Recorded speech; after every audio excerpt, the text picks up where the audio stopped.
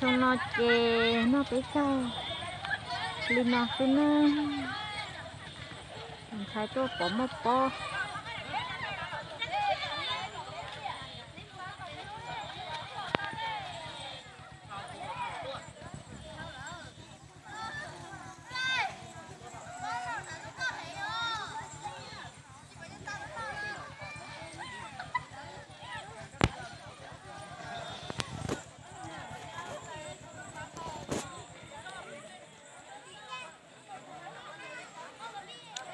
mua cá mó chỉ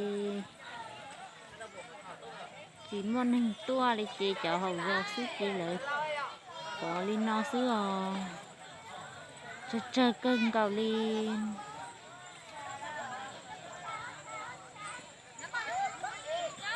hả ta ê tư nè tăng à tan thọ tuần nè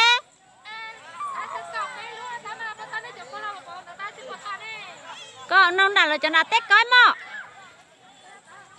ta tết bỏ là cho mi giàu y bỏ bỏ ít xe nè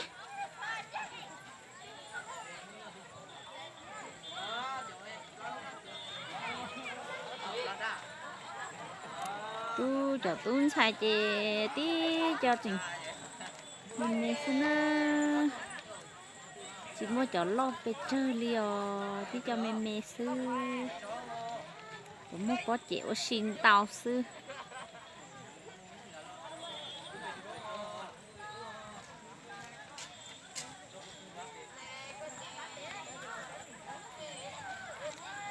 xong rồi xong ớt xe này ngỏ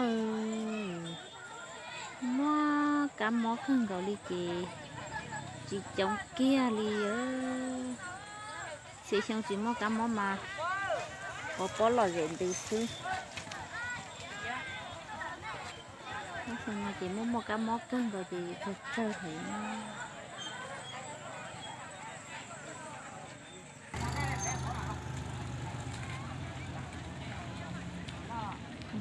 sẽ bộ phận chọn xay nó tục của mình thôi nữa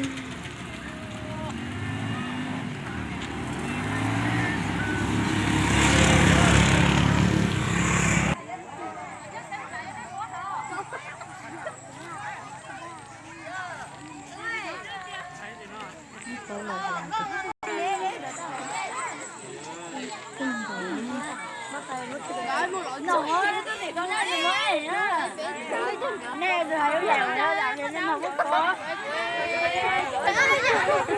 để ở đây thì nói đi được rồi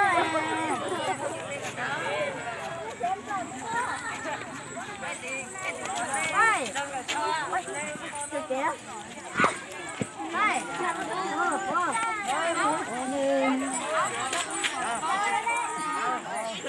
còn nó hết một quá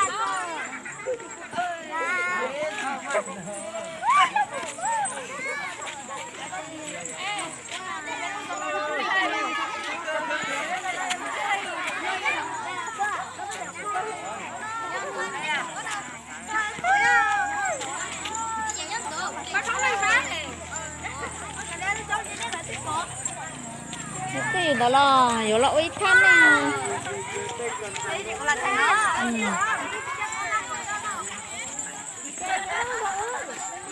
từ lo là mua từ mẹ mua nè.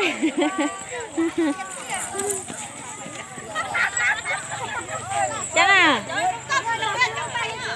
Ừ.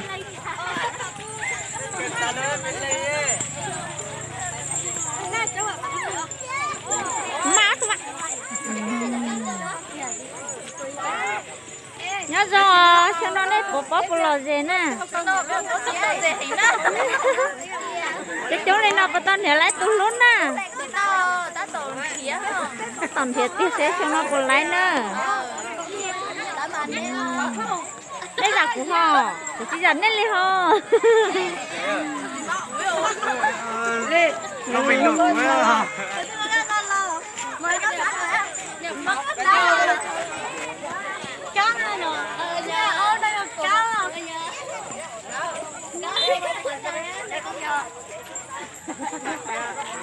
Nhớ rồi sống chia à. Nhớ rồi.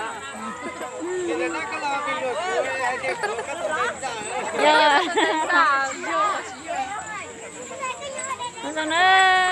chia xong nó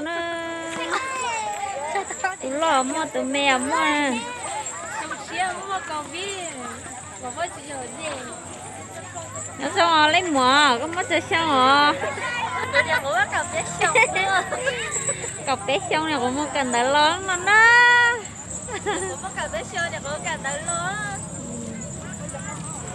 mỗi tuần nó cái chia rồi mỗi tuần muốn nó cái chia 어차피 전화 이거 찾아와 싫으리네.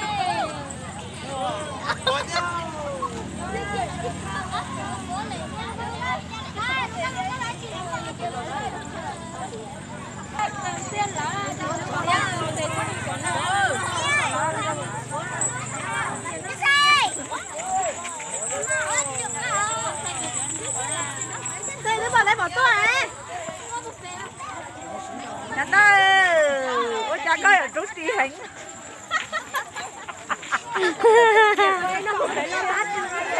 ô nè chính gió kia ha cả liền nó yên lo